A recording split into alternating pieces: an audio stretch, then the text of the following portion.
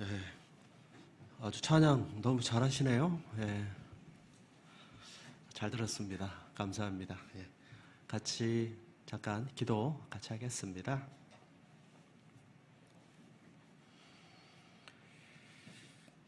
천지와 만물을 만드시고 주관해 가시는 거룩하신 하나님, 저희들을 구원해 주시고 하나님을 섬길 수 있도록 인도하여 주신 것을 감사드립니다. 하나님의 자녀답게, 또 은혜 받은 사람답게, 또 합당하게 살아가는 저희들이 되기를 또 바랍니다. 주님이 베풀어 주신 은혜를 잊지 않게 도와주시고, 이 교회가 얼마나 귀하고 큰 은혜인지 기억하게 하셔서 교회와 함께 서로 사랑하고 예수님의 사랑을 실천하며 또 주님의 사랑을 전하는, 또 그로 말미암아 우리 마음도 주의 은혜가 넘치는 그런 교회가 되기를 바랍니다. 세상은 날로 요란하고 또 믿음을 지키는 것도 쉽지 않습니다. 더 뜨겁게 사랑하는 가운데 믿음을 지키고 또 복음 전도의 사명도 잘 감당하게 되기를 바랍니다. 6월에 계획되어 있는 대집회 특별히 도와주셔서 이번 6월 8일 대집회를 통해서 많은 영혼들이 인도되고 구원의 열매도 나타날 수 있도록 도와주시옵소서. 수양회도 다가옵니다. 이번 할개 수양회도 잘 준비해서 정말 뜨거운, 마음도 뜨거운 그런 수양회가 되고 열매가 풍성하게 되기를 바랍니다. 수양회 봉사하는 가운데도 함께 하셔서 그 봉사도 힘들지 않게 기쁨으로 할 수 있도록 도와주시옵소서. 오늘 주일 마땅히 함께 해야 하지만 어쩔 수 없는 사정으로 함께하지 못한 그 형제 자매님들도 계실 줄 압니다. 어디에 있든지 같은 은혜로 채워 주시옵소서. 특히 그 병약한 병 중에 있는 식구들이 계시다면 회복시켜 주시고, 또 고난 가운데 있는 식구들은 위로해 주시고 이기게 해 주시고, 그런 시련의 시간들을 통해서 더욱더 하나님을 의지하는 법을 배우고 주님을 체험하는 그런 시간들이 되기를 바랍니다. 오늘 말씀의 교제 그 이후의 모든 시간들 주께만 의지하며 예수님의 이름으로 기도했습니다. 아멘. 고린도 후서 6장 말씀을 좀 찾도록 하겠습니다. 고린도 후서 6장 14절입니다.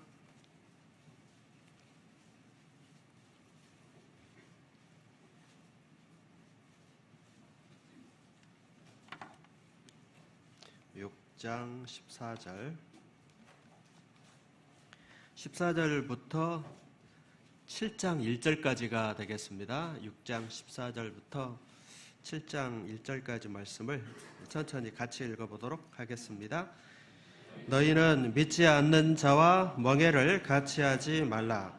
의와 불법이 어찌 함께하며 빛과 어둠이 어찌 사귀며 그리스도와 벨리알이 어찌 조화되며 믿는 자와 믿지 않는 자가 어찌 상관하며 하나님의 성전과 우상이 어찌 일치가 되리요. 우리는 살아계신 하나님의 성전이라. 이와 같이 하나님께서 가라사대 내가 저희 가운데 거하며 두루 행하여 나는 저희 하나님이 되고 저희는 나의 백성이 되리라 하셨느니라. 그러므로 주께서 말씀하시기를 너희는 저희 중에서 나와서 따로 있고 부정한 것을 만지지 말라. 내가 너희를 영접하여 너희에게 아버지가 되고 너희는 내게 자녀가 되리라. 전능하신 주의 말씀이니라 하셨느니라. 그런즉 사랑하는 자들아, 이 약속을 가진 우리가 하나님을 두려워하는 가운데서 거룩함을 온전히 이루어 육과 영의 온갖 더러운 것에서 자신을 깨끗게 하자. 안녕하십니까? 네.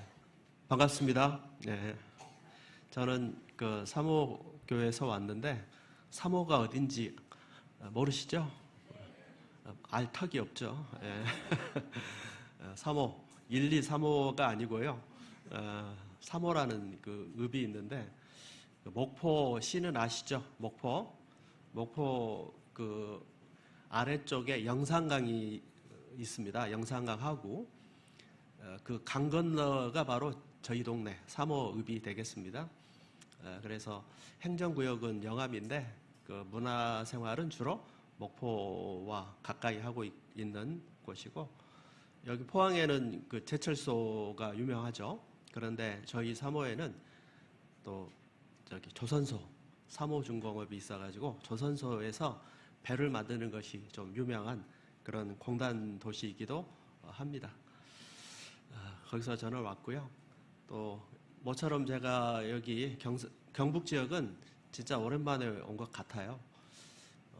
제가 구원은 광주교에서 받았지만 그 목회를 이 경상 지역에서 좀 했어요. 첫 목회지, 담임 목회를 처음 한 곳이 경상북도 영천교회였습니다. 그래서 영천에 있을 때 그때 경북권 모임이 그때는요 경북권 교회가 다 같이 모였던 것 같아요.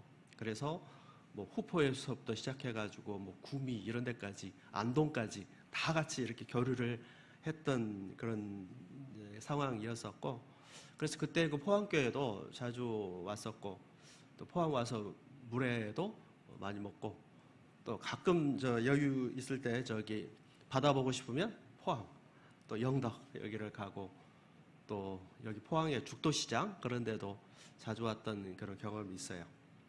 그래서 오면서 대구 쪽으로 해서 왔는데 영천에 있을 때 항상 다녔던 길이죠. 수양에 갈 때, 또 기타 뭐 포항 갈 때, 또 그 보니까 그 길이 영천을 완전히 통과하더라고요. 그래서 그때 뭐 와촌, 청통 이런 데도 새삼 이제 다시 한번 새롭게 느껴지고, 그런 또 양동 마을도 있잖아요. 뭐 이런 데도 기억에 새록새록 올라오는 그런 상황이어서 상당히 그 즐거운 그런 여행이 되었다라고 생각이 됩니다. 다시 뵙게 돼서 반가운 그런 마음이 있고요. 또 우리 김주호 목사님도 또 가까이 뵈니까 좋습니다. 우리 김주호 목사님 이름이 저랑 조금 비슷하죠. 그래서 주로 제가 좀 피해를 보는 것 같아요. 제가 박호주인데 자꾸 박주호라고 이렇게 오해를 하시는 분들이 많이 계셔요. 그래서 우리 김주호 목사님 청년 때 같이 교제를 했었는데, 그 청년 때 아주 잘 나가시는 청년이었는데 아주 인물도 지금도 훤하시지만 어땠겠어요. 청년 때는. 그리고 뭐 다재다능 기타 엄청 잘 치시고, 몰랐습니까? 또 가수 찬양, 찬양대 그 솔리스트 부동의 모르셔요? 다 아시죠? 아주 모든 면에서 참 훌륭하신 잘하셨던 그런 목사님이신데, 또 이렇게 다시 보고 또 좋은 훌륭한 목사님 모시고 계셔서 좋으시겠어요? 어제 와서 보니까 잠깐이지만 교회 분위기도 너무 좋다라는 생각이 들어요. 요즘 교회답지 않게 너무 젊으시고, 가장 놀랐던 거는 제가 충격을 받을 정도로 놀랐던 거는 청년이 뭐 24명이라고 그러시던데 진짜예요? 야, 진짜 대단하십니다. 앞으로 우리 저기 포항 남북교회가 어떻게 발전할지 모르겠어요. 지금 청년 형제님들 빨리 장가 가가지고 2+1 이렇게 하시면은 교회 숫자가 금방 아마 많이 늘어나게 되지 않겠나 이런 생각도 드는데요. 좀 너무 좋은 분위기에 감사한 그런 마음이 듭니다. 오늘 그 말씀의 제목을 멍해를 같이 하지 말라는 제목으로 잡아봤는데, 많이 듣고 또 잘 하시는 말씀이죠. 너희는 믿지 않는 자와 멍해를 같이 하지 말라는 그 말씀인데요. 이 말씀을 중심으로 좀 구별된 생활, 여기에 초점을 맞춰서 좀 말씀을 나눠보도록 그렇게 하겠습니다. 먼저 다시 고린도후서 6장 14절 말씀으로 좀 가보도록 하겠습니다. 고린도후서 6장 14절 말씀입니다. 제가 읽겠습니다. 너희는 믿지 않는 자와 멍해를 같이 하지 말라. 의와 불법이 어찌 함께하며 빛과 어둠이 어찌 사귀며 그리스도와 벨리알이 어찌 조화되며 믿는 자와 믿지 않는 자가 어찌 상관하며 하나님의 성전과 우상이 어찌 일치가 되리요. 자, 여기 말씀의 첫 번째 주제는 너희는 믿지 않는 자와 멍에를 같이 하지 말라, 이거를 말씀을 하시면서 왜 믿지 않는 자와 멍에를 같이 하면 안 되는가, 이것을 다양한 각도로 이렇게 말씀을 주신 거예요. 그래서 의와 불법이 어찌 함께하고 빛과 어둠이 어찌 사귀고 또 그리스도와 벨리알, 믿는 자와 믿지 않는 자, 또 하나님과 성전, 이걸 비교를 하셨는데 이것들은 완전히 반대되는 그런 내용들이죠. 완전히 대조적인 것들을 통해서 이 두 가지는 절대 같이 있을 수도 없고 함께 할 수도 없는 내용이다. 그만큼 믿는 자와 믿지 않는 자는 다르고 멍에를 같이 해서는 안 된다라고 하는 것을 강조하시는 그런 말씀이에요. 공존할 수가 없죠. 그리스도와 벨리알. 벨리알은 우상입니다. 우상. 벨리알이라는 것은 무가치, 그런 뜻이고요. 그리고 사단의 고유명사로도 쓰였습니다. 그래서 어찌 예수님과 우상이 일치가 될 수 있겠냐? 절대 할 수 없는 것처럼 믿는 자와 믿지 않는 자는 전혀 다르다는 겁니다. 거듭난 그리스도인은 이제 새로운 피조물이 되었다는 것을 분명히 말하는 거예요. 자, 그러면 여기서 멍에를 같이 하지 말라고 했으니까 우리는 믿지 않는 사람과 만나지도 말고 사귀지도 말고 그러란 말인가? 그것은 아니라는 것을 잘 알고 계실 겁니다. 여기 책갈피 좀 해놓으시고요. 고린도전서 5장 10절로 가보겠습니다.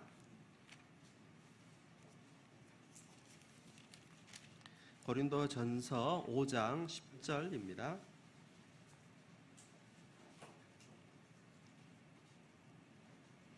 고린도후서 5장 10절 말씀 같이 천천히 읽어보겠습니다.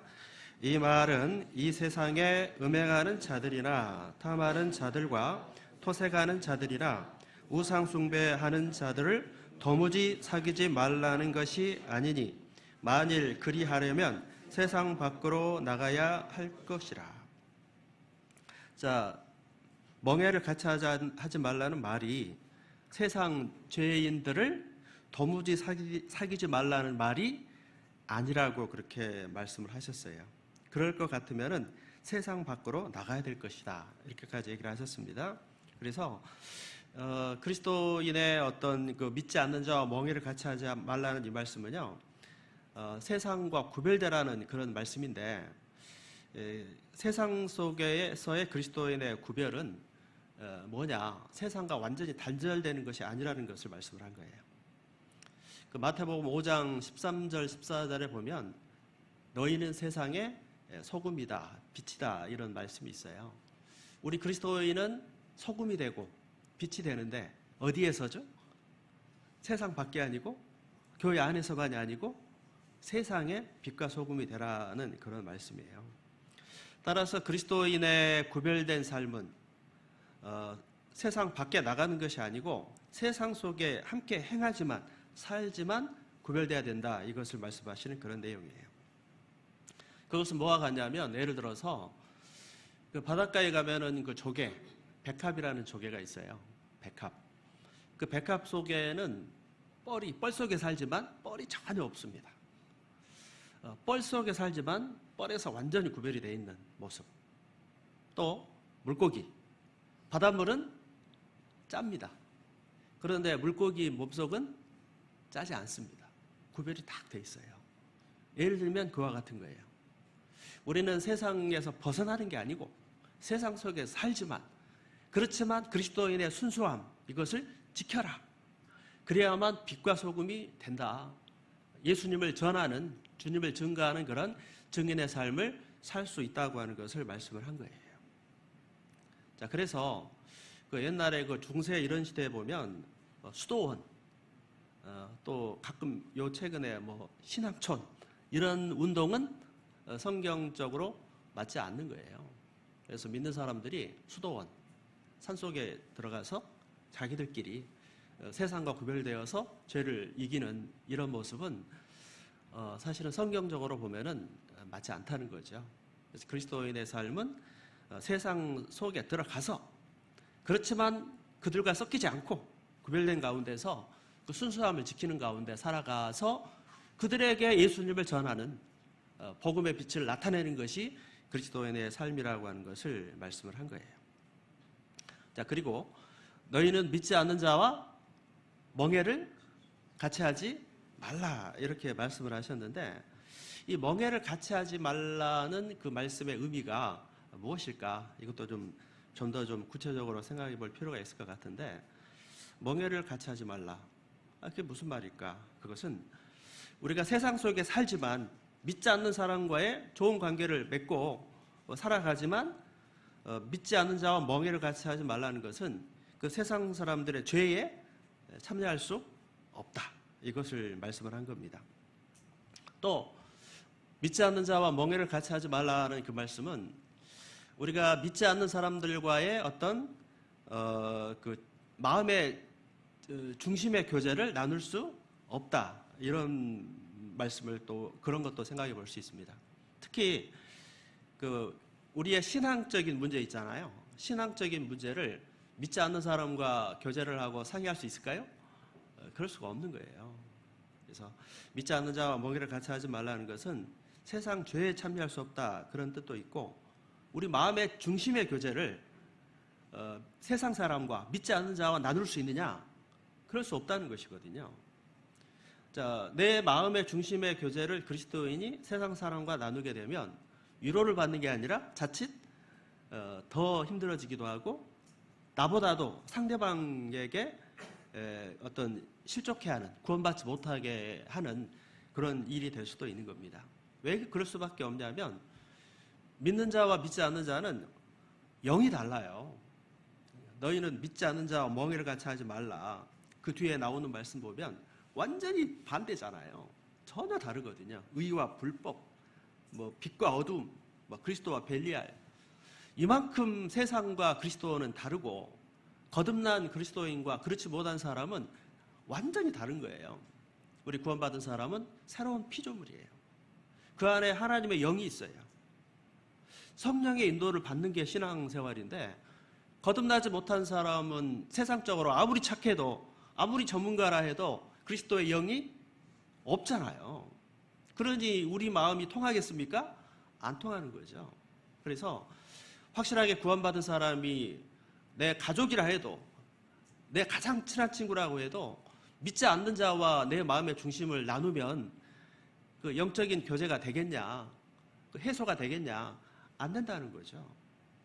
오히려 상대방에게 그 문제를 주고, 또 그 사람의 마음속에 그 혹시라도 구원받지 못하게 하는, 그 실족해 하는 그런 일이 될 수도 있는 거예요. 성경에 가장 하나님께서, 예수님께서 큰 죄라고 말씀하시는 게 실족해 하는 거거든요. 실족해 하는 일이 없을 수는 없다. 그런데 실족해 하는 사람은 차라리 연자 맷돌을 목에 메고 바다에 빠뜨리는 것이 낫다라고까지 했으니, 사람이 범할 수 있는 가장 큰 죄가 이 실족해 하는 거라고 말씀을 하셨잖아요. 그래서 한 사람이 말씀을 듣고 구원받을 수 있게 우리는 도와주는 자가 돼야 되는데, 나의 잘못된 행동이나 나의 어떤 그 하나님 앞에 합당치 못한 언행으로 인해서 어떤 사람이 구원받지 못하게 하는 그런 일이 된다면, 그것이 가장 큰 오류가, 큰 죄가 될 수 있다고 하는 것을 말씀을 한 겁니다. 우리는 영이 달라요. 그래서 믿지 않는 자와 마음속의 중심의 교제를 나눌 수가 없는 겁니다. 교회 안에 어떤 문제가 있는데, 그 마음속에 교회 안에 어떤 복잡한 관계로 인해서 힘든 문제를 세상 사람과 상의해서 풀릴까요? 풀리겠어요? 안 풀립니다. 그리고 그런 교회 속에 있었던 별로 안 좋은 얘기를 세상 사람에게 얘기를 하면 문제를 풀어주는 게 아니라 그 사람 마음속에 너네 교회도 뭐 세상 교회나 별반 차이가 없구나, 이렇게 생각하게 되고, 나중에 전도할 때 도움이 안 되는 거예요. 그래서 그 사람에게 유익한 방향의 교제가 돼야 되는데 그렇지 못할 수 있습니다. 이렇게 될 수가 있는 거예요. 그런 부분들을 주의할 필요가 있습니다. 구약 성경에도 보면은요, 좀 잘못된 교제를 했던 내용 중에 예로 들 수 있는 게, 그 히스기야 왕, 히스기야 왕이 그런 일이 있었죠. 병이 들었고 죽게 되었다가 기도의 응답으로 15년 이제 생명 연장을 받았어요. 그리고 그 전에 그 아시리아와의 전쟁에서 도저히 이길 수 없는 전쟁을 하나님께 기도함으로 손 하나 까딱 안 하고 이겼잖아요. 18만 5천의 그 병사를 다 하루아침에 송장이 되게 한 그런 역사가 있었습니다.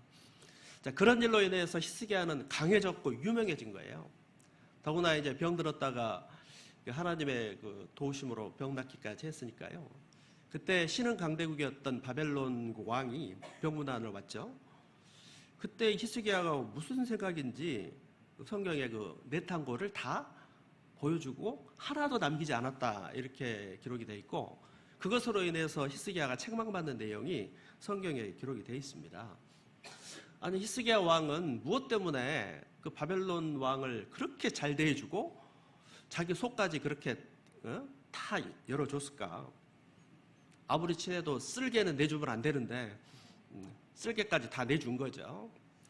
결국은 이제 자기들의 그 이스라엘의 어떤 부와 어떤 재무나 모든 것을 다 알게 되고, 그게 올무가 돼가지고 나중에 이제 큰 어려움을 당하고 오히려 공격을 당하고 또 멸망하게 되는 그런 단초를 겪게 되는 그런 모습인데, 그것도 그 믿지 않는 자와 멍에를 같이 하지 말라고 한 이 말씀과 연관지어 볼 수도 있을 것 같아요. 그래서 히스기야 왕이 정말 이스라엘 백성도 아닌 그런 백성과의 너무 중심의 교제를 나눈 것처럼 우리도 그런 실수를 범할 수 있다.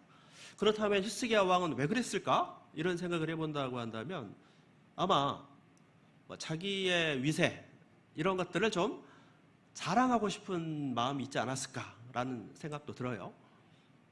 또 아니면 어떤 이유로 그렇게 했을까?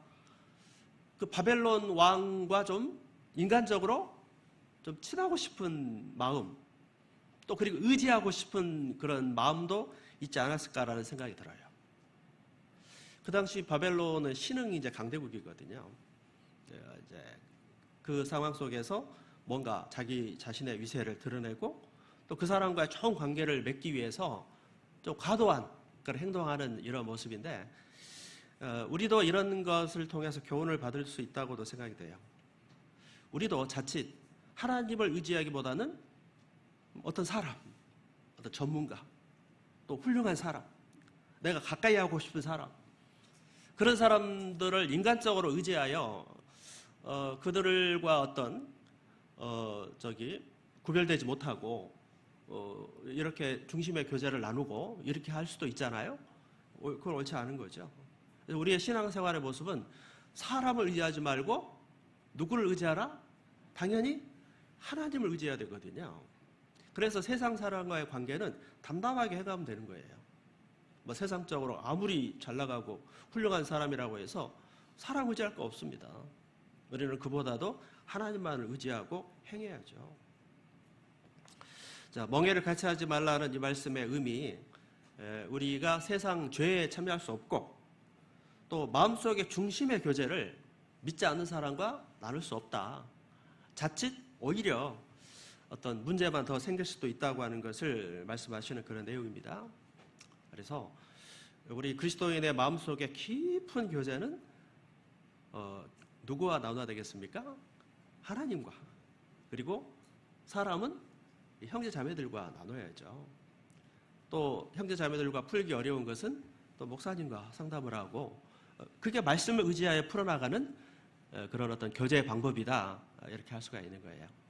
그래서 그리스도인은 그리스도인의 교제를 중심으로 그 속에서 모든 문제를 풀어가는 그런 모습이 합당한 모습이라고 하는 것을 보여주는 겁니다. 또 여기 믿지 않는 자와 멍에를 같이 하지 말라는 이 말씀을 주로 결혼에도 많이 인용을 하잖아요. 우리 청년 많으시니까 잘 됐네.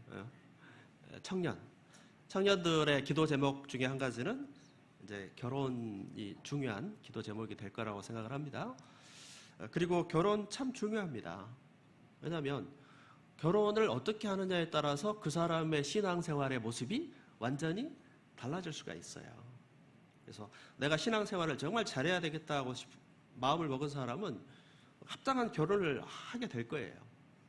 그런데 신앙생활에 대한 관심이 별로 없는 사람은 그거보다는 인간적인 어떤 기준에 의해서 그 배우자를 찾게 될 것이고, 뭐 그런 어떤 잘못된 그런 길을 가게 되기가 쉬울 겁니다. 자, 믿지 않는 자와 멍해를 같이 하지 말라고 하셨는데, 멍해 중에 가장 큰 멍해가 뭘까? 저는 결혼이 아닐까 생각해요. 왜냐하면 다른 멍해, 직장이라는 멍해는 내가 싫으면 언제든지 그만둘 수도 있어요. 그렇죠? 그런데 결혼이라고 하는 멍해는 싫으면 그만두고 그렇게 할 수 있는 문제가 아니에요. 그리고 거기에 따른 어떤 자녀가 탄생을 하고 인간관계, 가족들의 문제가 엮이고 그 뒤에 그 나오는 따르는 폭풍이 보통이 아닙니다. 그뿐 아니라 성경에는 이혼이 원칙적으로 금지되어 있거든요. 뭐 성격이 안 맞다고 이런저런 이유로 이혼할 수 있느냐? 그렇지 않거든요. 음행의 연고에는 원칙적으로 이혼이라고 하는 것이 금지가 되어 있을 정도로 그리스도인의 결혼은 정말 그 주님이 허락하신 일이고 그걸 지켜나가야 되는 그런 일이기 때문에 가장 큰 멍해가 결혼이라고 생각이 돼요. 그래서 믿지 않는 자와 멍해를 같이 하지 말라고 했을 때 세상의 죄와 구별되고 교제도 믿는 사람 위주로 해야 되는, 이것도 우리가 당연히 교훈받아야 되지만 결혼할 때도 주님 안에서, 믿음 안에서 결혼하는 것이 마땅하다고 하는 것을 보여주는 겁니다. 결혼의 목적은 뭘 위한 것이 되어야 되겠습니까? 나를 위한 것이 되어야 될까요? 하나님의 영광을 위한 것이 되어야 될까요? 당연히 하나님의 영광을 위한 것이 되어야 합니다. 왜냐하면 신앙생활의 원칙을 고린도전서 10장 31절에 보면은 먹든지 마시든지 무엇을 하든지 다 하나님의 영광을 위해서 하라고 하셨습니다. 그래서 결혼의 목적, 그리스도인의 삶의 목적이 하나님인데 가장 중요한 일이 결혼인데 결혼의 목적도 자기만 위한 것이 되어서는 안 되겠죠. 하나님의 영광을 위한 것이 되어야 됩니다. 직장을 선택할 때도 하나님을 개입하고 하나님 앞에 합당하냐? 이걸 물어봐야죠. 자기 생각대로 그냥 하는 것이 아니잖아요, 신앙생활은. 그래서 모든 삶이 하나님 중심이라고 한다면, 하나님의 영광을 위한 것이라면 직장에 취직하는 것보다 결혼은 더 중요한 일이다 라고 한다면 결혼의 목적도 하나님의 영광이 돼야 되고, 그래서 주 안에서 행하는 것이 마땅한 그런 모습입니다. 그래서 성경에는 이방 결혼이 이제 금지가 돼 있잖아요. 특히 구약 성경에 보면 신명기 7장 3절을 찾아보겠습니다.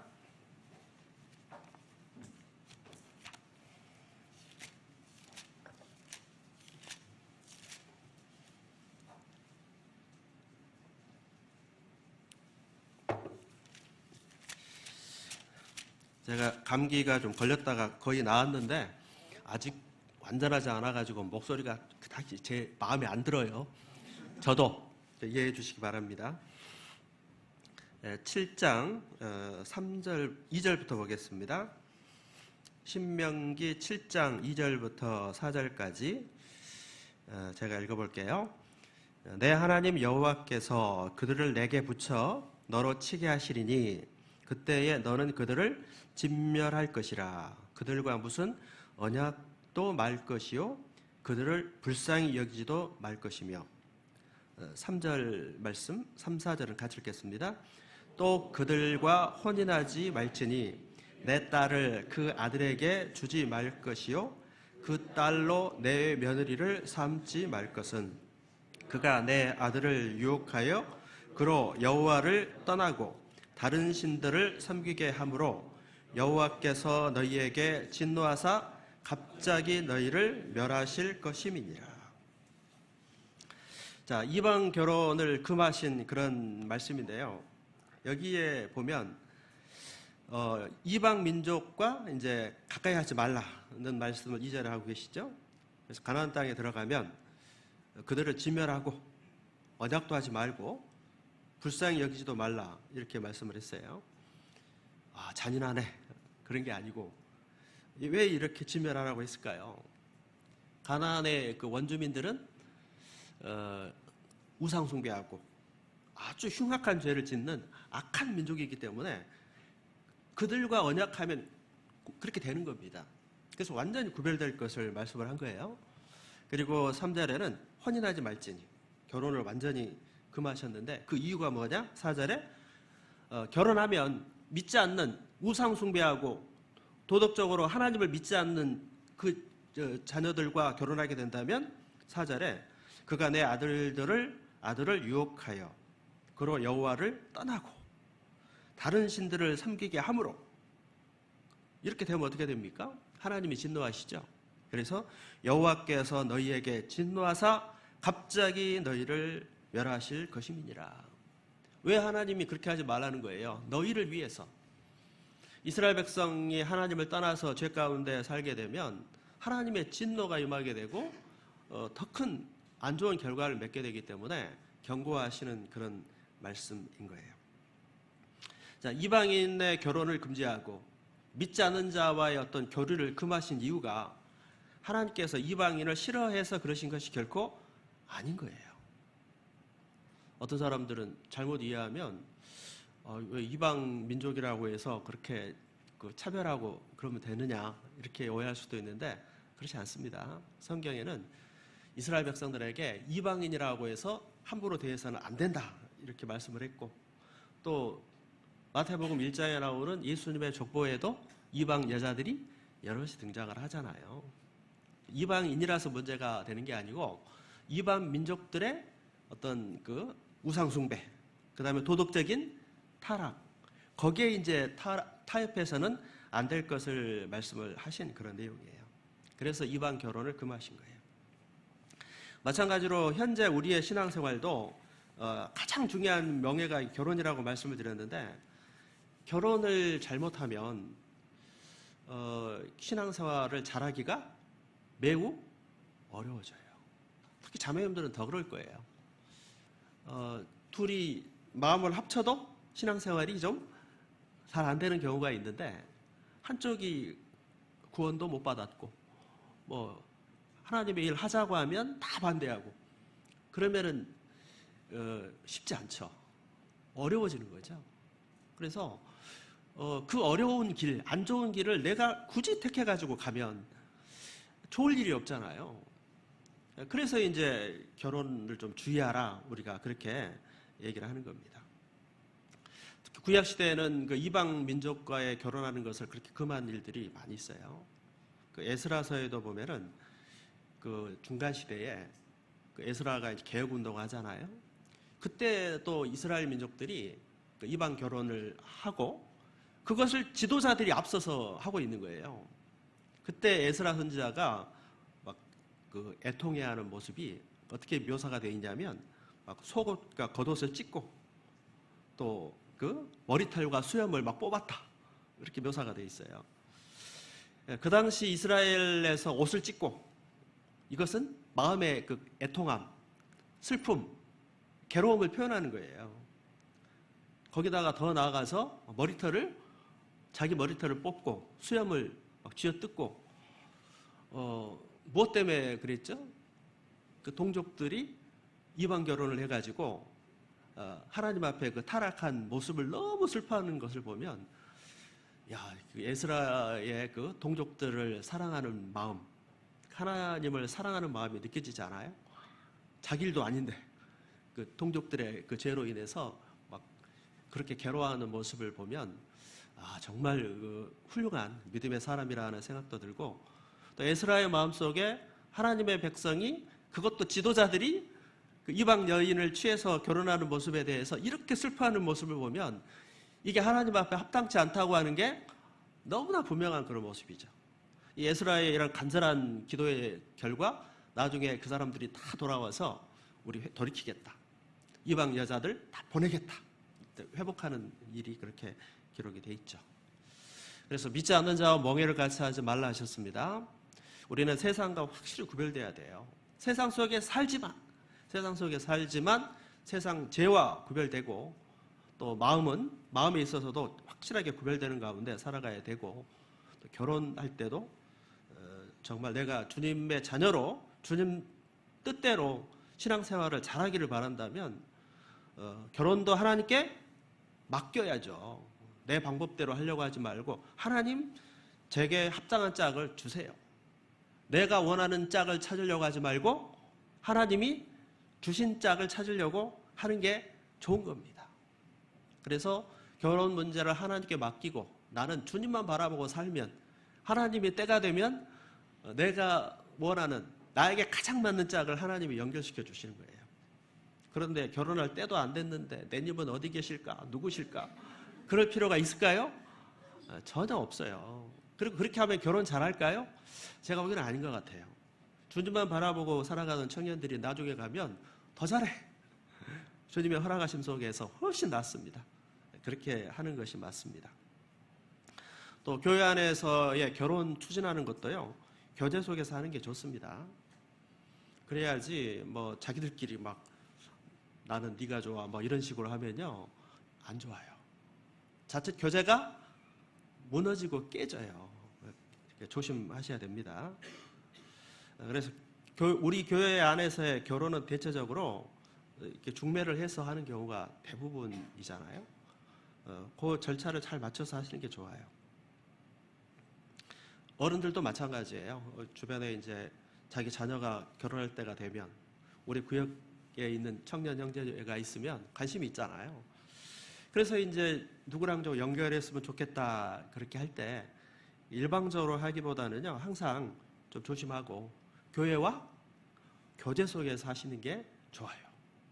그거를 좀 주의할 필요가 있다고 생각을 합니다. 뭐 나는 중매하면 안 되느냐? 해도 되죠. 근데 문제는 결혼이라고 하는 게 연결시켜가지고 잘 되면 좋은데 잘 되지 않을 수도 있잖아요. 연결시키다가 잘못된 이후에 후유증도 있을 수 있기 때문에 후유증이 없어야지 그 연결하다가 잘못돼가지고 서로 간에 문제가 생기고 교회에서 얼굴 보기가 불편해지고 그럴 수도 있잖아요. 그런 걸 없애야 되는 거예요. 그렇게 하기 위해서 교회 소개를 받아서 조심스럽게 행해나가는 것이 올바른 그런 모습이 되는 겁니다. 그렇게 하셔야 돼요. 그래서 청년들도 혹시라도 뭐 마음에 드는 분이 있으면 혼자 대시하고 이렇게 하기보다는 목사님을 찾아가서 이렇게 중재를 요청을 하고 그렇게 하고 또 안 되면 깨끗이 잊고 이렇게 해야지 막 자기 방법대로 하는 거 좋지 않습니다. 어른들도 마찬가지죠. 자칫 교회와 교제 없이 혼자 이렇게 하다가 겹치는 수도 있고 목사님도 나름대로 생각하고 있는데 진행하고 있는데 또 달리 또 말을 해가지고 좀 관계를 좀 불편하게 하는 경우도 있거든요. 그래서 그런 게 있으면 교제를 해가지고 협조해서 행해 나가는 것이 지혜로운 그런 방법이 될 것이라고 생각이 돼요. 자, 그래서 결혼을 이렇게 주님 안에서 하라고 하는 것은 권면이죠. 가장 좋은 길이잖아요. 자, 우리는 형제자매들이 신앙생활을 잘하기를 바라고 신앙생활을 잘할 수 있는 그런 결혼 방법을 또 계속 얘기를 하고 조언을 해주고 또 형제자매들은 자발적으로 거기에 따라주는 거죠. 그게 우리 교회에서 운영해 나가는 그런 방법이라고 할 수가 있을 거라고 생각이 돼요. 자, 그렇게 결혼도 믿지 않는 자와 멍해를 같이 하지 말라. 자, 가장 큰 멍해는 결혼이다. 그렇다면 결혼도 주님 안에서 이루어져야 되고 또 믿지 않는 자와 결혼하는 것은 믿음을 저버리는 것과도 같다라는 거예요. 그래서 이렇게 말씀을 드렸는데도 나는 뭐 그냥 내 마음대로 할래요. 그러면 어떻게 할 수도 없잖아요. 뭐 그 사람은 이제 자기 마음대로 할 것이고 또 그 결과 이제 어떤 하나님의 징계는 받을 수도 있겠죠. 물론 이제 교회 청년의 뭐 임원이랄지 중책을 맡은 분이 그렇게 하면 임원으로 합당하지 않기 때문에 어떤 약간의 징계를 할 수도 있겠죠. 그런데 교회에서 그렇게 하는 것은 권면 차원에서 하는 것이라고 생각을 해요. 그게 합당하면 자발적으로 어떻게 하는 게 좋아요? 순종은 자발적으로 하는 거잖아요. 왜 순종합니까? 그게 하나님의 뜻이고 합당하니까 그렇게 하시는 거죠. 자, 그런 마음으로 하셔야 될 것이라고 생각이 됩니다. 다시 고린도후서 6장으로 가보겠습니다. 6장 16절에 보시면은요.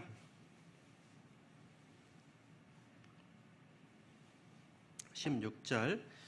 자, 하나님의 성전과 우상이 어찌 일치가 되리요? 우리는 살아계신 하나님의 성전이라. 자, 그 다음 표현 나와 있는 말씀이 우리는 살아계신 하나님의 뭡니까? 성전이라고 이렇게 말하고 있어요. 왜 우리를 성전이라고 했느냐? 왜 우리가 믿지 않는 자와 멍에를 같이 하지 말고 구별돼야 되느냐? 그 이유 중에 가장 또 한 가지가 뭡니까? 우리는 하나님의 성전이라는 그런 말씀이에요. 우리는 하나님의 성전입니다. 그 다음 말씀에 이와 같이 하나님께서 가라사대 내가 저희 가운데에 거하며 두루 행하여 나는 저희 하나님이 되고 저희는 나의 백성이 되리라 하셨느니라. 자, 우리 그리스도인이 성전이에요. 성전. 성전이란 말은 하나님의 집. 하나님의 집, 성전은 건물이 아니죠. 우리 교회당 건물 멋지게 잘 지어놨잖아요. 이 건물이 성전은 아닙니다.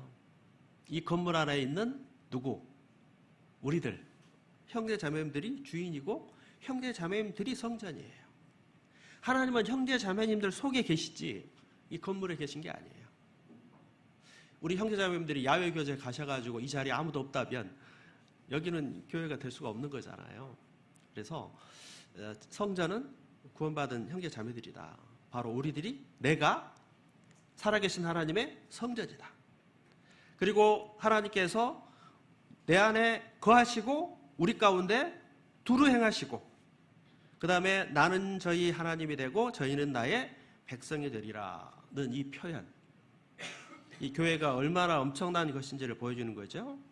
교회는 성전이고 하나님이 내 안에 내주하시고 교회 안에 주님은 두루두루 행하시고 그리고 교회 안에 우리 하나님은 이제 주인이 되시는, 이게 바로 교회의 모습인 거예요. 자, 그래서 성전은 거룩해야 되는 거예요. 하나님의 성전이 지저분하면 되겠습니까? 임금님의 궁전에 들어갔는데 궁전이 지저분할 수 없죠. 또 우리가 임금님의 초대받아서 임금님 앞에 선다면 깨끗하게 하고 가야지 지저분하게 하고 가도 되겠습니까? 안 되죠. 합당하게 해야 되겠죠. 그 위치에 맞고 자리에 맞는 모습. 그래서 우리가 성전이다라는 것을 표현하신 그 이유는 그리스도인이 왜 거룩해야 되고 왜 구별돼야 되고 왜 믿지 않는 자와 멍에를 같이 할 수 없는가, 그 당위성을 우리에게 말씀해 주고 계신 거예요. 내가 성전이다. 성전답게 나는 행해야 된다라고 하는 것은 우리는 죄와 구별된 삶을 살아가야 된다, 이것을 보여주시는 그런 말씀입니다. 그래서 성경 속에 그 거룩한 삶, 구별된 삶에 대한 말씀이 그렇게 많은 거예요.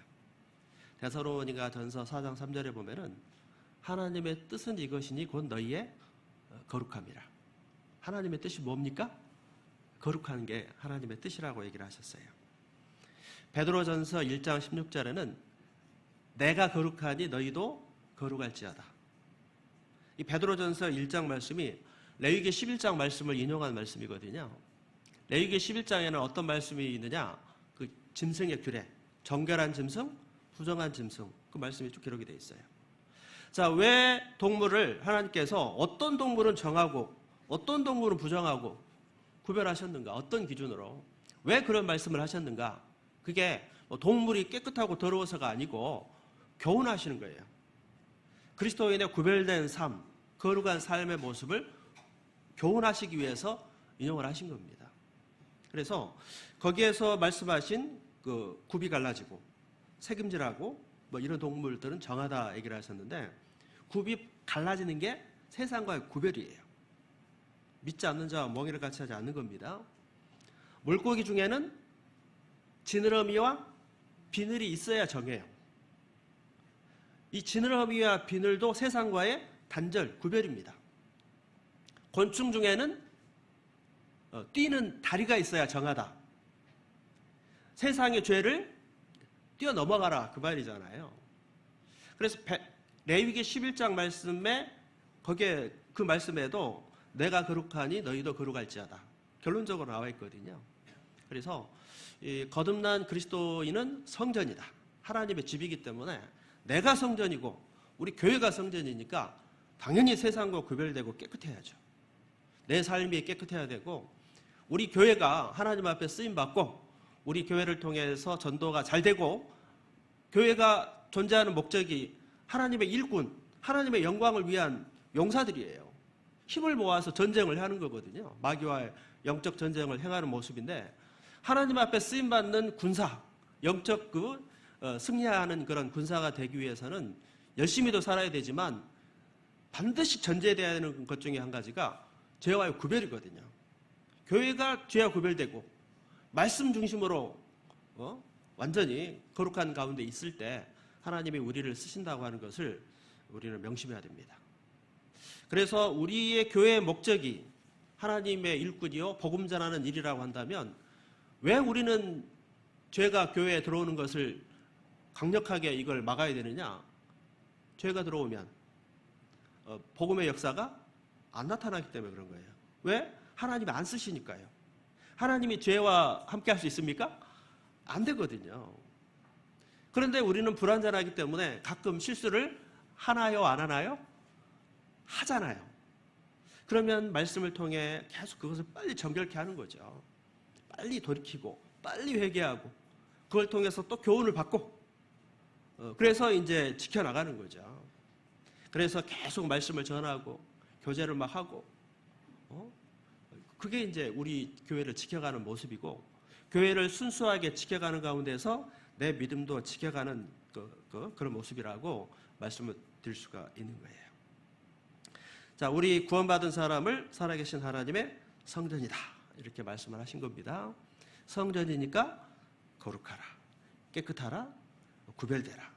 너희는 믿지 않는 자와 멍에를 같이 하지 말라 이렇게 말씀을 하신 거고 우리 그리스도인은 당연히 그렇게 살아야 돼요. 자, 세상 속에서의 구별입니다. 우리는 빛이 되고 소금이 돼야 되는데 세상의 빛이 돼야 돼요. 믿지 않는 사람들에게 본이 되어서 그들을 주님께로 인도해야 되거든요. 이런 우리가 세상과 벗어나면 안 되잖아요. 그래서 세상 사람들과의 관계를 좋게 맺고 본이 되고 또 잘 도와주고 그렇게 해야 이제 말씀으로 인도할 수가 있는 거예요. 뭐 교회에서 전도하라고 하니까 교회 갑시다. 전도 집회 오세요. 말은 하는데 이 전도 대상자가 보기에 교회 가자고 하는 그 사람의 삶이 번이 안 돼. 그러면은 그 말에 힘이 없는 거예요. 똑같은 말인데도 누가 하느냐에 따라서 말의 힘이 전혀 다르죠. 그렇죠? 그래서 우리 그리스도인은 내 말에 힘을 더해야 되거든요. 말에 좀 힘이 있는 사람이 돼야 됩니다. 말에 힘이 없는 상태에서 아무리 얘기를 해봐야 이게 안 되는 거거든요. 가정에서도 마찬가지예요. 그럼 어떻게 하면 우리 말에 힘을 더할 수 있느냐? 그것은 삶에 실천된 모습을 통해서 그것은 이루어진다. 이렇게 말씀을 드릴 수가 있는 겁니다.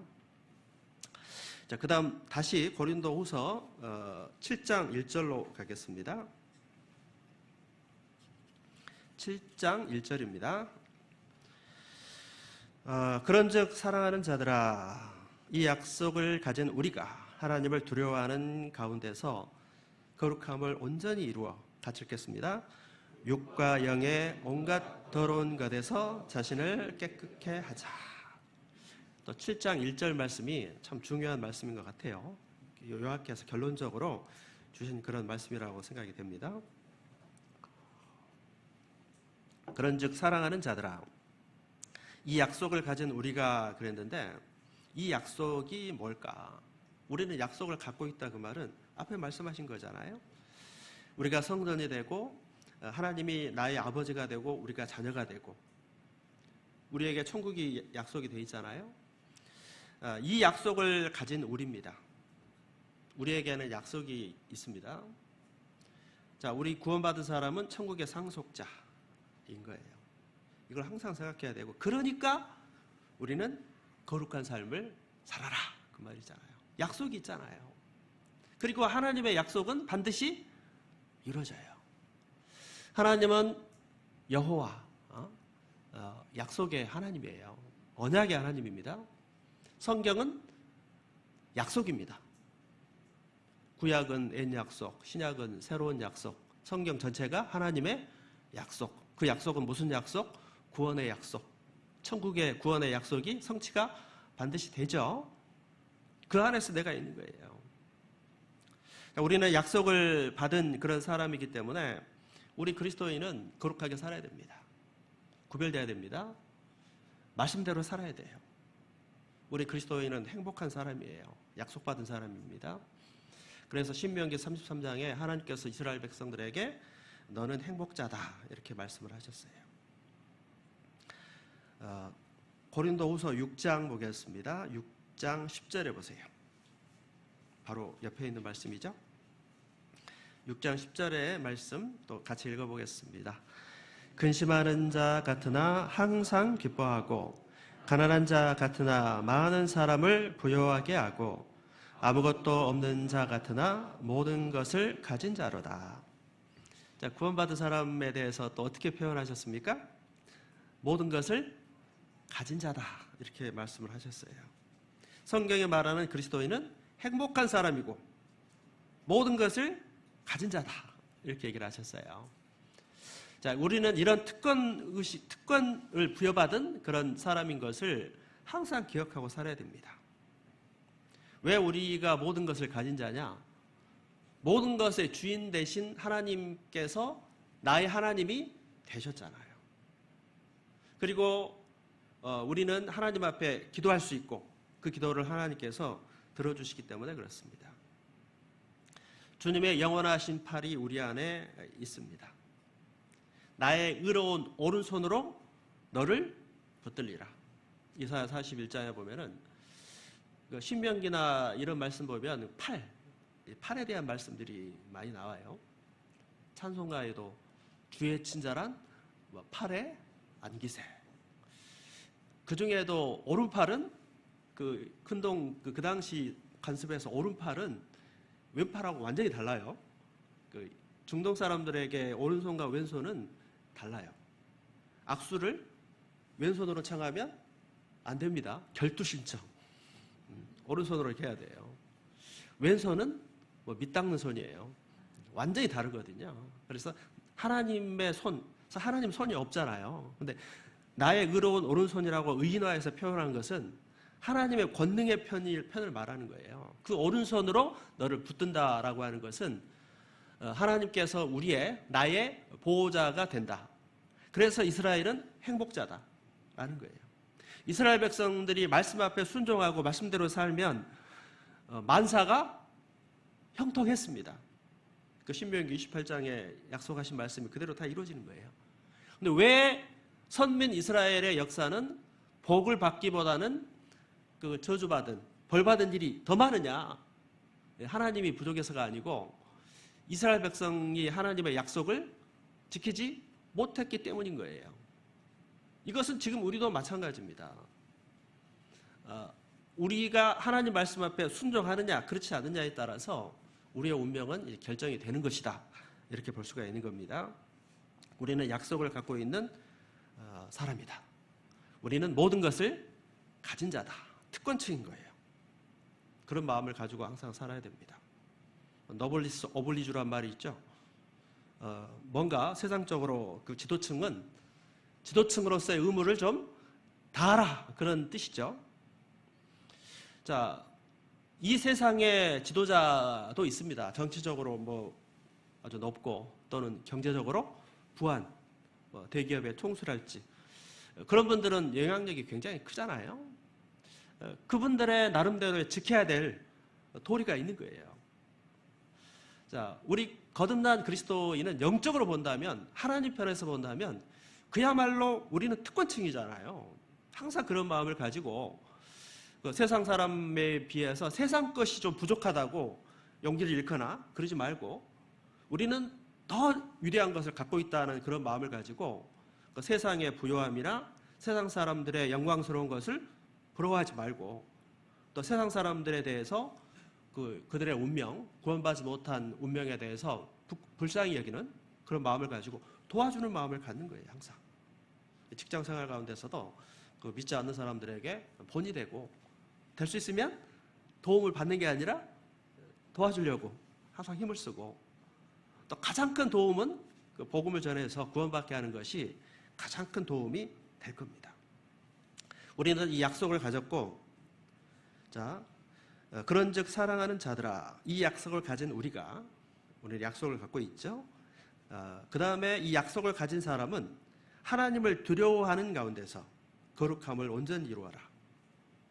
자, 하나님을 두려워하라 이렇게 또 말씀을 하고 있는데, 자, 마땅히 그리스도인 이 약속을 받은 우리는 하나님을 섬길 때 하나님을 두려워하라. 이것도 상당히 생각해야 되고 중요한 내용이 아닌가 그렇게 생각을 해요. 두려워하라.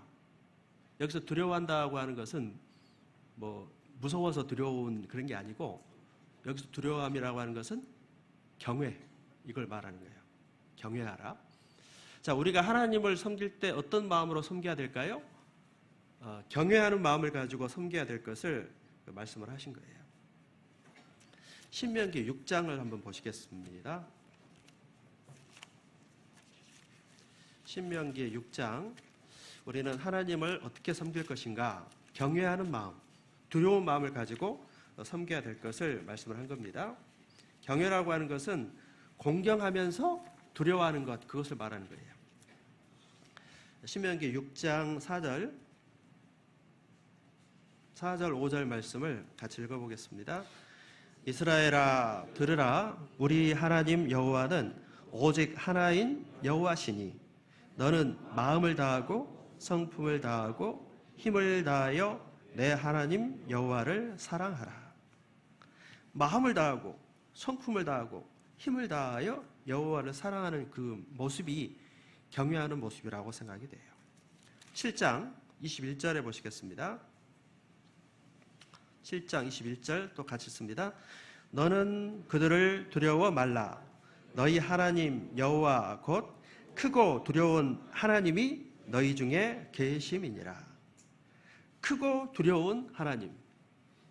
하나님은 크고 두려운 하나님이에요. 이게 경외잖아요. 존중하면서도 존경하면서도 두려운 마음. 그런 마음을 가지고 하나님을 섬기는 것이 마땅한 자세입니다. 항상 그런 마음으로 섬겨야 됩니다. 그래서 전도서 5장 2절에는 하나님 앞에서 마땅히 말을 적게 할 것이라 이렇게도 말씀을 했어요. 정말 그 두려운, 내가 정말 존중하는 그분 앞에 가면 말을 많이 할까요? 적게 할까요? 말을 좀 조심하게 될 것이라고 생각이 돼요. 당연히. 그렇죠? 교회에서도 형제자매님들을 정말 존중하는 사람은 말을 함부로 할까요? 조심할까요? 당연히 조심하겠죠. 그 옆에 어떤 누군가가 있다면 만만하게 생각하면 뭐 내 의견을 얘기할 수 있잖아. 이거 뭐 이렇고 저건 저렇고 가르칠 수 있죠. 근데 알고 봤더니 그분이 그 분야의 전문가예요. 그럼 말하기가 어때요? 조심스러워지죠? 함부로 말을 못 하잖아요. 자, 우리가 교회 가운데서도 내가 말을 함부로 하느냐, 조심하고 있느냐를 생각해 본다면, 쉽게 형제자매들에게 주장하고 가르치고 이렇게 하는 것은요, 그 마음속에 형제자매를 좀 낮게 보는 이런 마음이 있기 때문에 그런 것이거든요. 그러나 이 교회 안에 하나님이 함께 하시고 형제자매 속에 하나님이 역사하신다, 성령이 인도하신다, 이런 거를 생각하는 사람은 이 교회 안에 하나님이 계시는, 이 교회는 하나님의 집이기 때문에 어떤 마음을 가져요? 경외하는 마음을 갖고 말을 조심하는 거죠. 말을 조심하라, 말을 적게 하라고 하니까 뭐 말하지 말란 말 아닙니다. 이 말을 잘못 이해하셔가지고 저 성경에 말을 마땅히 적게 하라고 했으니까 저 간증하지 않을게요. 그 말이 아니죠. 좋은 얘기는 얼마든지 많이 하셔야죠. 분위기를 좋게 하는 말, 또 격려하는 말, 칭찬하는 말, 은혜되는 말은 하셔야죠. 교회 와서 말 안 하면 분위기가 어떻게 되겠어요? 뭐 웃고, 뭐 일부러 먼저 인사하고 말도 나누고 해야죠, 그렇게. 마땅히 말을 적게 하라는 말은 합당치 않은 말, 가르치는 말, 판단하는 말, 이런 말을 하지 않아야 된다, 그런 얘기죠.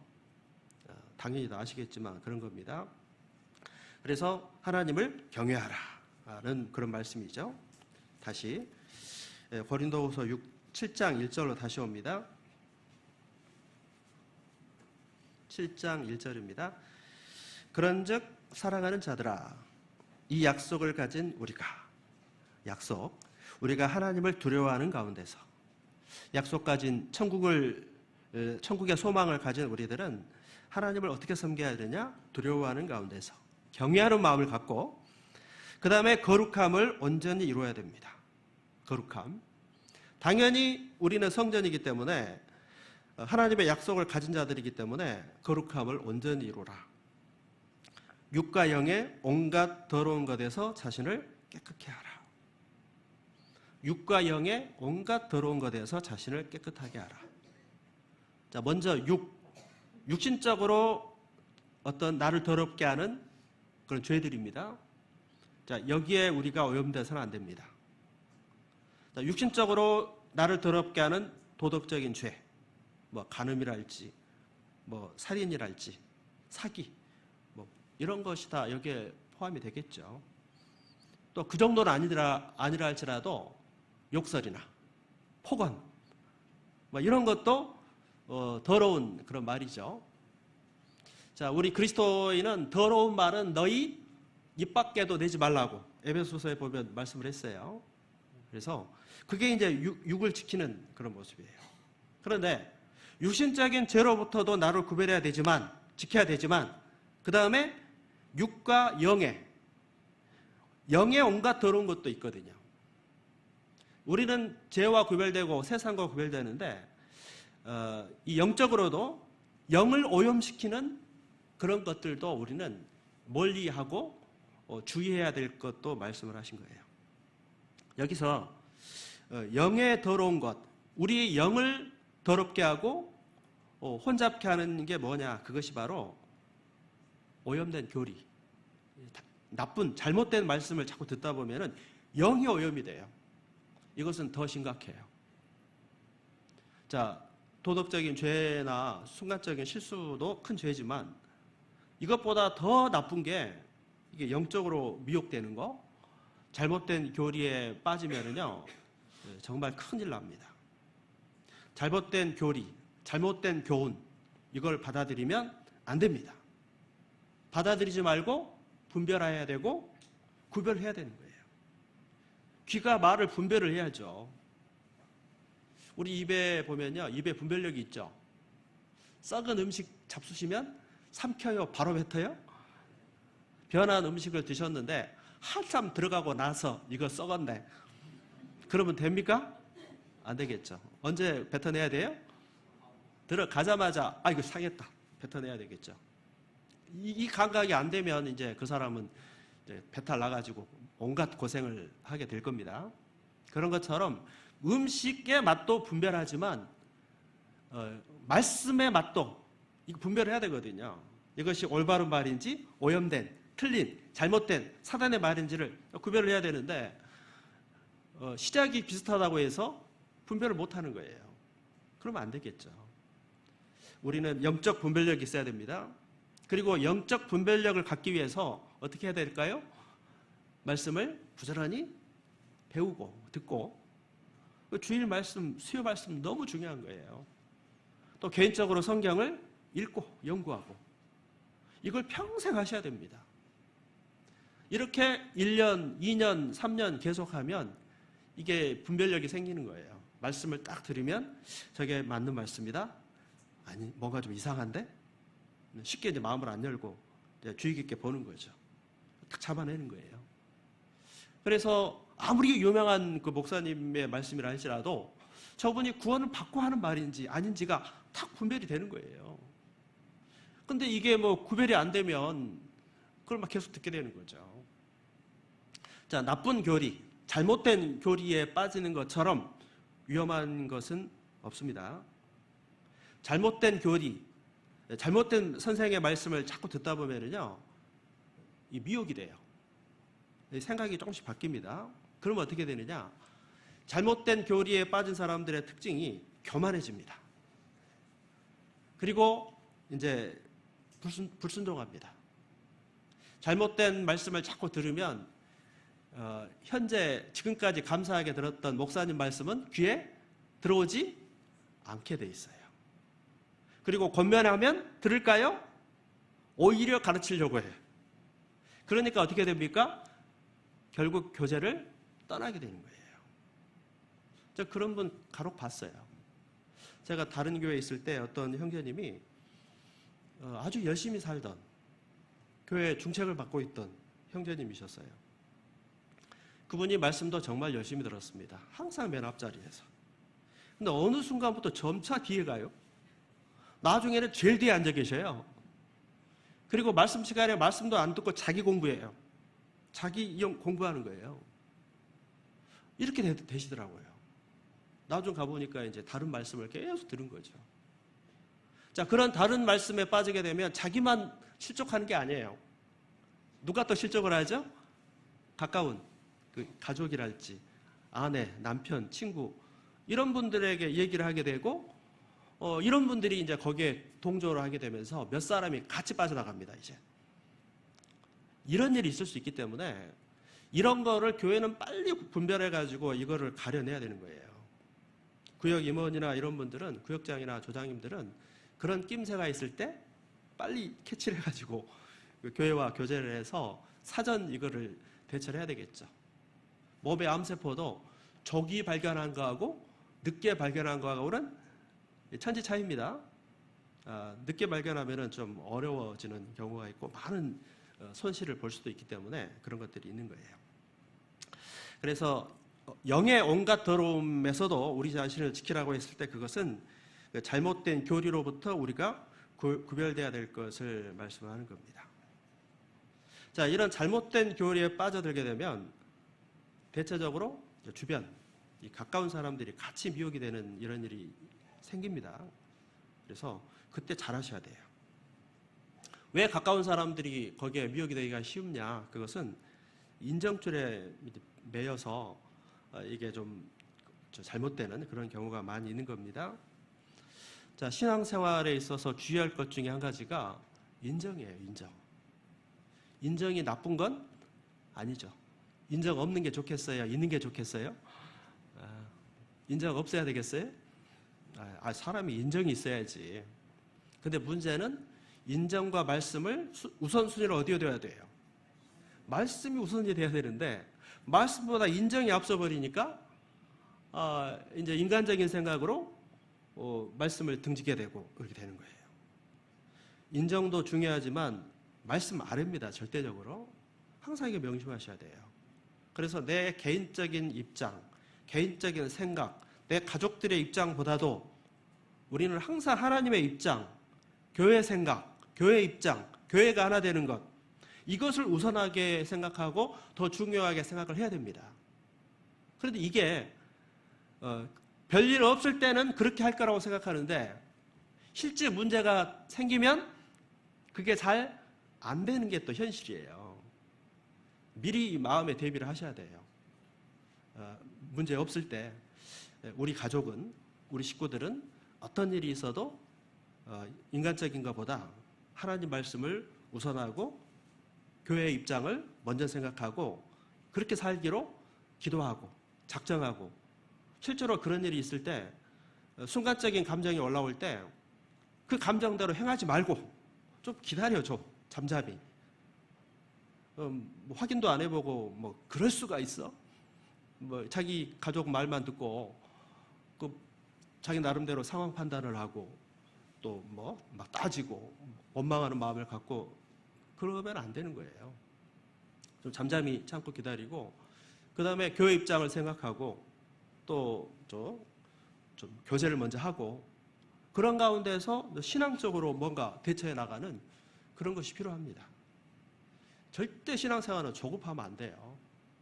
뭔 일이 있을 때 그냥 바로 막 감정이 올라와가지고 이렇게 하면 안 됩니다. 그래서 감정적으로 막 조급하고 막 통제가 잘 안 될 때는요, 전화를 할 때일까요? 가만히 계셔야 될 때일까요? 그때는 가만히 있어야죠. 감정에 조절이 안 됐을 때는 좋게 교제해야지라고 전화를 하지만 좋게 대화가 될까요? 안 됩니다. 그리고 상대방이 그 감정을 눈치 못 챌까요? 다 압니다. 그래서 나는 좋게 얘기했다고 생각하는데 상대방은 뭐라고 생각해요? 나에게 따졌다, 항의했다라고 받아들이게 돼 있는 거예요. 그래서 말할 때 항의하는 느낌이 안 들어야 되거든요. 그렇게 하려면 감정 컨트롤을 하고 시간을 좀 지켜보고 그 다음에 신중하게 대처를 하면 그런 실수를 많이 줄여나갈 수가 있는 그런 부분이 될 겁니다. 그래서 신앙생활에 있어서의 인정을 좀 잘 컨트롤을 할 필요가 있는 겁니다. 구약시대 제사법 가운데 소제라는 제사가 있는데 소제에서 절대 감히 해서는 안 되는 것 중에 꿀이 있어요. 꿀. 아니 왜 소제에 꿀을 넣으면 안 되는가? 소금을 넣어야 되고 꿀을 넣으면 안 되거든요.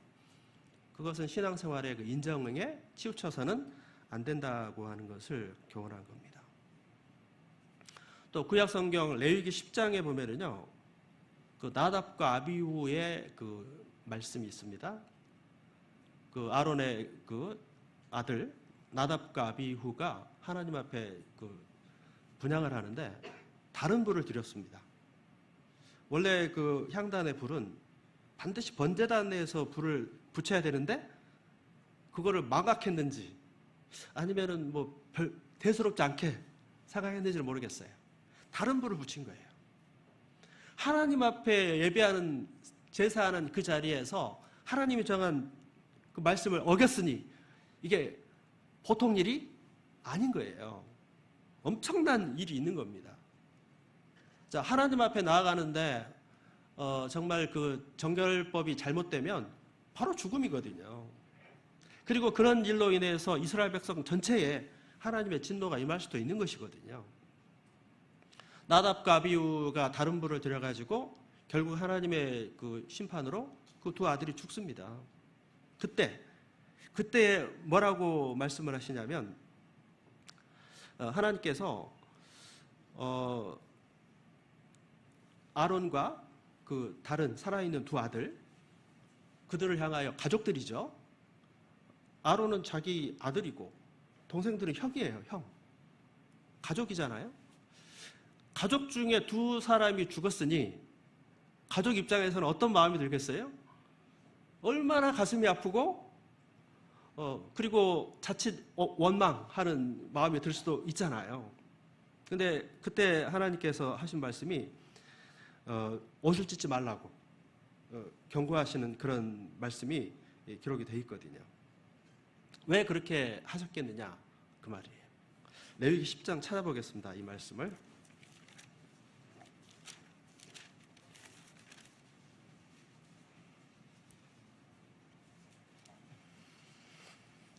레위기 10장 159페이지입니다. 10장 6절입니다. 레위기 10장 6절 같이 읽어보겠습니다. 모세가 아론과 그 아들 엘르아살과 이다말에게 이르되 너희는 머리를 풀거나 옷을 찢지 말아서 너희 죽음을 면하고 여호와의 진노가 온 회중에게 미침을 면케 하라. 오직 너희 형제 이스라엘 온 족속이 치신 불로 인하여 슬퍼할 것이니라. 왜 이런 말씀을 이 말씀의 취지가 뭐겠어요?